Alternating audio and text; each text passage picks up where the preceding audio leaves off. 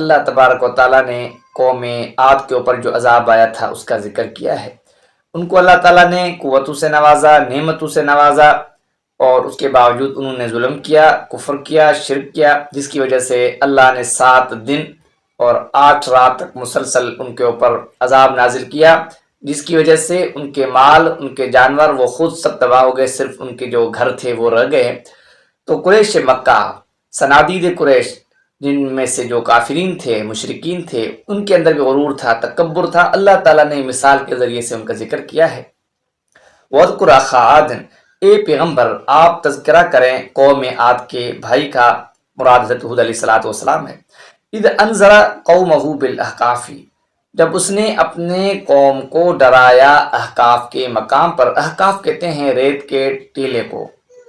وہاں پہ یہ ریت کے بڑے بڑے ٹیلے تھے جو طوفانی ہواؤں کی وجہ سے اپنی جگہ چھوڑ کے پھر دوسری جگہ ٹیلا بن جاتا تھا۔ یہ بحرین اور یمن کی جگہ پہ یہ ایک ٹیلا ہے۔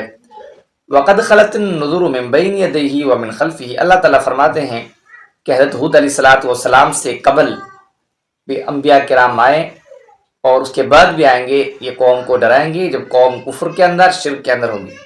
کیا کہیں گے؟ اللہ تعبدوا الا اللہ، کہ وہ انبیاء کرام، رسول، وہ قوم کو دعوت دیں گے کہ تم اللہ کی عبادت کرو، اللہ کے علاوہ کسی کی عبادت نہیں کرو، کفر سے اور شرک سے لوگوں کو بچائیں گے۔ تو حضرت ہود علیہ السلام نے فرمایا انی اخاف علیکم عذاب یوم عظیم، اب میں تمہیں سمجھا رہا ہوں اور تمہیں اللہ کی عبادت کی طرف متوجہ کر رہا ہوں اور تم میری بات نہیں مان رہے ہو، تو میں تمہارے اوپر ڈرتا ہوں ایک دردناک عذاب، یوم عظیم، بڑے دن کا، مراد قیامت کے دن ہے، اس دن تم سے سوال جواب ہوں گے۔ اس کے بعد جب حضرت ہود علیہ السلام نے قوم کو سمجھایا، قوم کیا کہنے لگی؟ اجئتنا لتافکنا عن آلہتنا، تو ہمارے پاس آیا ہے اس لیے کہ تو ہمیں پھیر دے، ہمیں ہٹا دے ہمارے معبودوں سے جن کی ہم عبادت کرتے ہیں۔ وہ جو بت پرستی کے اندر مبتلا تھے، اب نبی نے ان کو سمجھایا، اور قوم کیا کہہ رہی ہے کہ تمہارا مقصد کیا ہے؟ تمہارا ارادہ یہ ہے کہ ہم اپنے بتوں سے دور ہو جائیں، بتوں سے ہماری توجہ کو آپ دور کر رہے ہیں۔ فَأْتِنَا بِمَا تَعِدُنَا إِن كُنتَ مِنَ الصَّادِقِينَ، اس کے بعد قوم نے ایک اور مطالبہ کیا، جب ان کو ڈرایا گیا قیامت کے بارے میں تو قوم کہنے لگی فَأْتِنَا بِمَا تَعِدُنَا، اگر آپ سچے ہیں، آپ اپنے آپ کو نبی کہتے ہیں اور ہمیں ڈراتے ہیں قیامت کے دن کے بارے میں، اگر آپ سچے ہیں تو جس چیز کا آپ وعدہ کر رہے ہیں، ہمیں ڈرا رہے ہیں قیامت کے بارے میں، تو ہم پر لے آئیں۔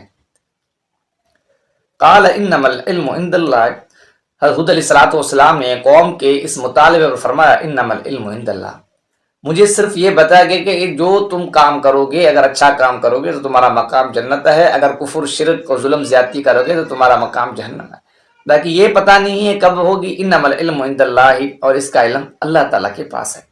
وَأُبَلِّغُكُم مَّا أُرْسِلْتُ بِهِ، اور میں پہنچاتا ہوں ما ارسلت بہ، جس چیز کے ذریعے مجھے پیغام دے کر بھیجا گیا ہے، تو میرا کام ہے پیغام پہنچانا۔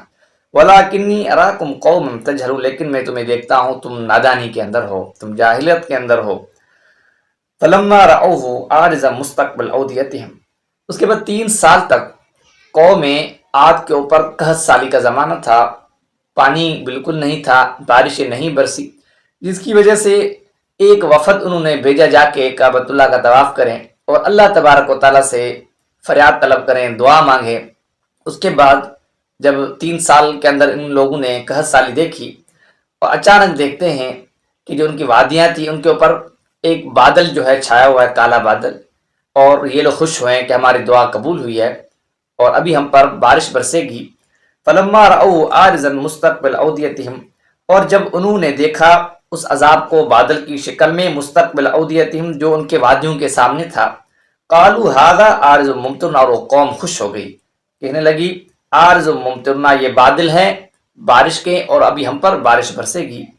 اللہ تعالیٰ کیا فرماتے؟ بل ہوا مستعجلتم بہ، بلکہ یہ بارش نہیں ہے، یہ وہ عذاب ہے جس کی تم جلد بازی کرتے تھے۔ ریح فیہا عذاب، ایک ہوا ہے جس کے اندر دردناک عذاب ہے۔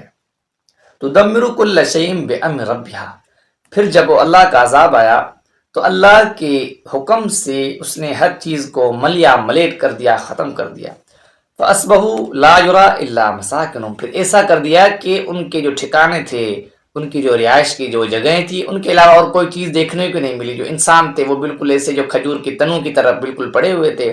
ان کے جانور اور مال مویشی سب ختم ہو گئے. اللہ تعالیٰ فرماتے کذالک نجزی القوم المجرمین، اسی طرح ہی ہم بدلا دیتے ہیں اس قوم کا جو جرم کرتی ہے، اللہ تعالیٰ کے ساتھ مقابلہ کرتی ہے، کفر، شرک، ظلم اور زیادتی.